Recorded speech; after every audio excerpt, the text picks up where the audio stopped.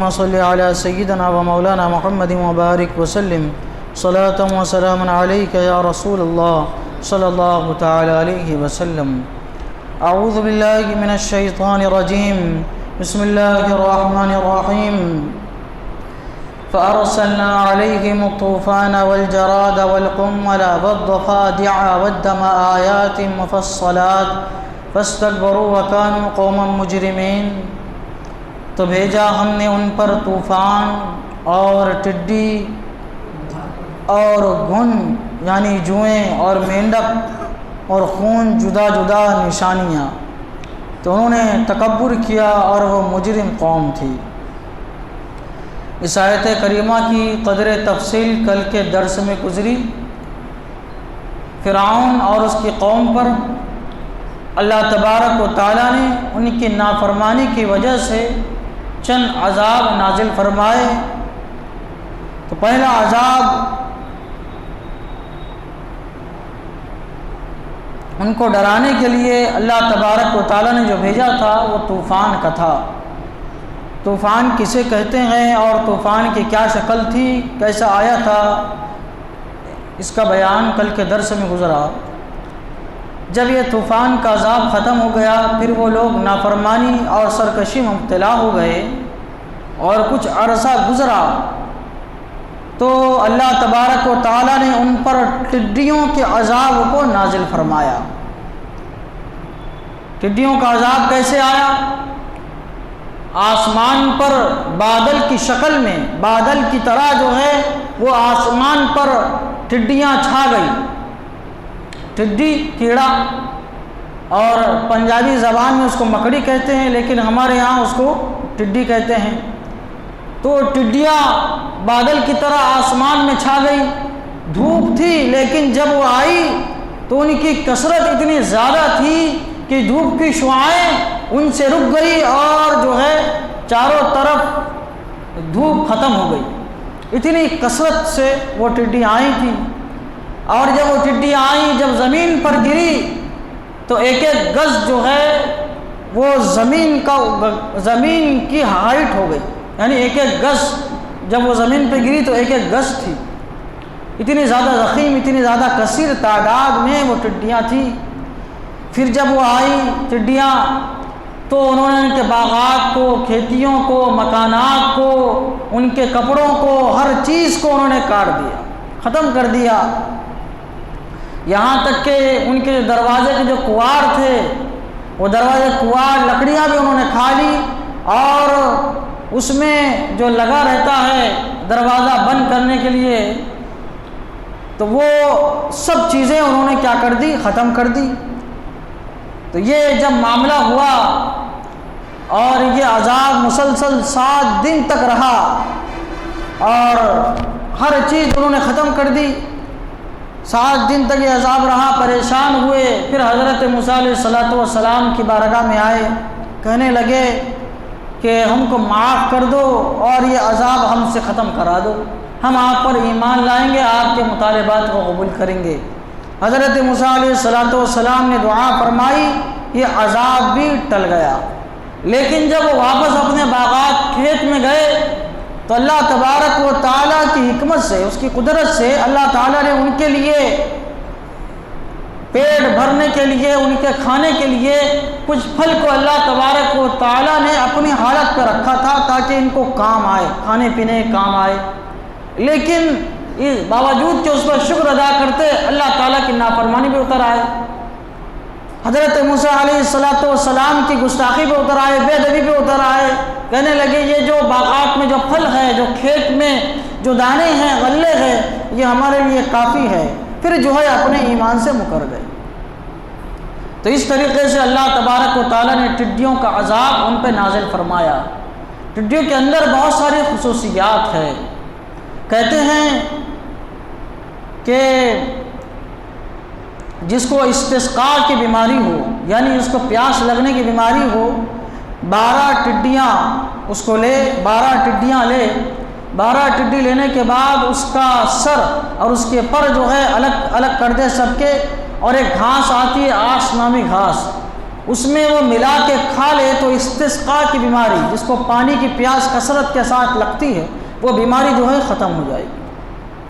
اور اس کے علاوہ جس کو پیشاب کی بیماری ہے، اگر اس کو ٹڈیوں کی دھونی دے دی جائے تو پیشاب کی بیماری جو ہے ختم ہو جاتی ہے۔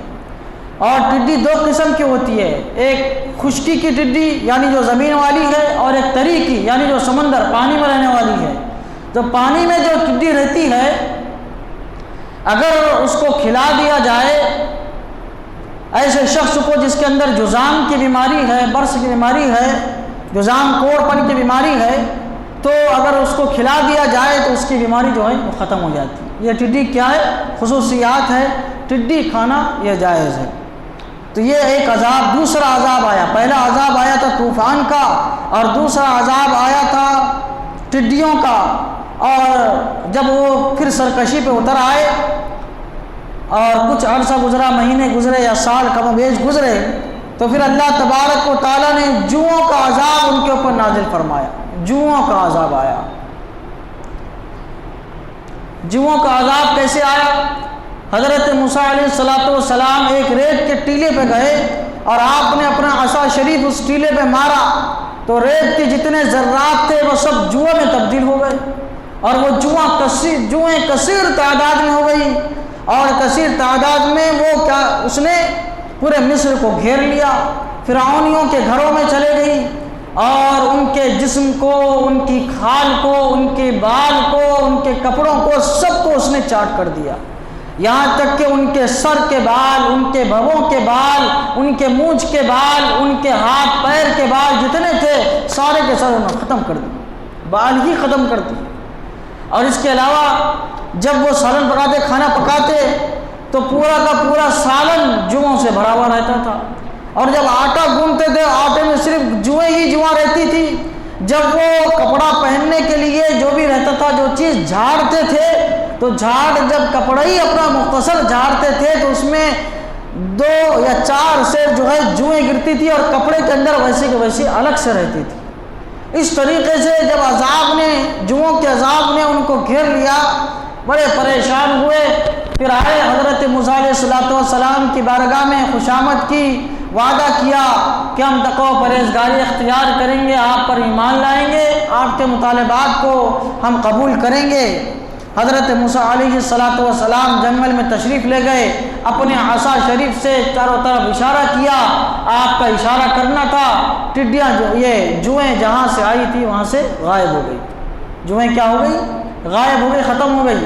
یہ جوؤں کا عذاب بھی حضرت موسیٰ علیہ السلام نے ان سے ختم فرما دیا، لیکن کیا تھا؟ سرکش قوم تھی۔ جیسے جوؤں کا عذاب ختم ہوا، پھر سرکشی کو اتر آئے، کہنے لگے یہ اللہ کا عذاب نہیں تھا، یہ آپ کا معجزہ نہیں تھا، یہ تو اتفاقیہ چیز تھی، آتی ہے جوئیں آئی تھی ایک ساتھ اور وہ کیا ہو گئی؟ چلے گئی۔ اس طریقے سے انہوں نے پھر سے حضرت موسیٰ علیہ السلام کی نافرمانی کی۔ جوؤں کی بھی چند خصوصیات ہے۔ جوؤں کی خصوصیت کیا ہے کہ جو جب ہاتھ پہ آ جائے، پکڑنے میں آ جائے تو اس کو چھوڑنا نہیں چاہیے، مار دینا چاہیے، کیونکہ جب جو ہاتھ میں آ جائے اس کو کوئی اگر اس کو ویسے ہی چھوڑ دیتا ہے، اس کو نسیان یعنی بھولنے کی بیماری پیدا ہو جاتی ہے، قوت حافظہ اس کا کمزور ہو جاتا ہے۔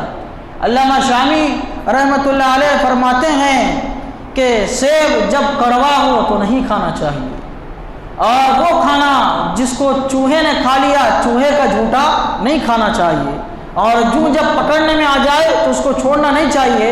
ان تینوں چیزوں کے ساتھ ایسا معاملہ کرنے سے انسان کے اندر نسیان کی بیماری پیدا ہو جاتی ہے۔ جو کی خصوصیت اور کیا ہے بیان کرتے ہیں حکماء کہ اگر کسی عورت کا حمل ہو اور اس کو معلوم کرنا ہے کہ پیٹ میں لڑکا ہے یا لڑکی، تو جوں لی جائے اور جوں کے اوپر کسی انسان کی ہتھیلی میں جوں کو رکھ کے اس عورت کا دودھ اس جوں پہ ڈالا جائے۔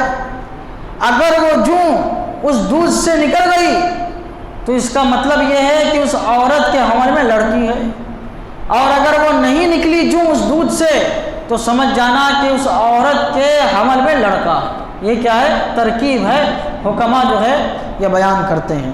غرض یہ کہ جو ہوتی ہے وہ ہر ایک کے اندر نہیں ہوتی، اور جن کو خارش کی بیماری ہوتی ہے اور جن کا خون خراب ہوتا ہے ان کے کپڑوں میں جو ہے وہ جو نہیں ہوا کرتی، ان کے سروں میں جو نہیں ہوا کرتی۔ جن کو جذام کی بیماری ہوتی ہے ان کے اوپر بھی جو ہے جو نہیں ہوا کرتی۔ حضرت عبد الرحمن ابن عوف اور حضرت زبیر بن عوام رضی اللہ تعالیٰ عنہما، ان کو حضور صلی اللہ تعالیٰ علیہ وسلم نے ریشم پہننے کی اجازت عطا فرمائی تھی۔ ریشم پہننا حرام ہے، لیکن ریشم کی خصوصیت کیا ہے کہ جہاں ریشم ہوتا ہے وہاں جو نہیں ہوتی، ریشم کے کپڑے میں جو نہیں لگتی۔ تو ان کو کچھ خارش کی بیماری تھی، تو حضور صلی اللہ تعالیٰ علیہ وسلم نے جوؤں کی بیماری تھی، تو حضور صلی اللہ تعالیٰ علیہ وسلم نے ان کو اجازت عطا فرمائی تھی کہ تم ریشم پہنا کرو، جوؤں کی تکلیف سے تم کو نجات ملے گی۔ الغرض یہ کہ طوفان کا عذاب ان کے اوپر آیا، ٹڈیوں کا عذاب ان کے اوپر آیا، جوؤں کا عذاب ان کے اوپر آیا۔ اب آگے آتا ہے کہ مینڈک کا عذاب ان کے اوپر آیا، خون کا عذاب ان کے اوپر آیا۔ انشاءاللہ کل کے درس میں اس کا بیان ہوگا۔ اللہ تعالیٰ کی بارگاہ میں دعا ہے قرآن شریف سیکھنے سمجھنے اور اس پر عمل کرنے کی ہم سب کو توفیق عطا فرمائے۔ اشہد ان لا الہ الا اللہ واشہد ان محمدا عبدہ ورسولہ وصلی اللہ تعالی علی سیدنا محمد وعلی آلہ وصحبہ برحمتک یا ارحم۔